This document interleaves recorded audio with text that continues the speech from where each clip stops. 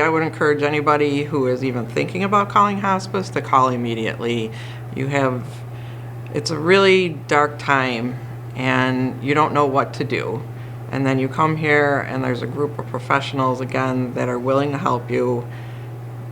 They know what they're doing. They do this every day. You have to put your trust in them, and it really pays off. It's very beneficial. They do this all the time. They know what you need before you need it in a time when you don't know what you need, and that's very comforting.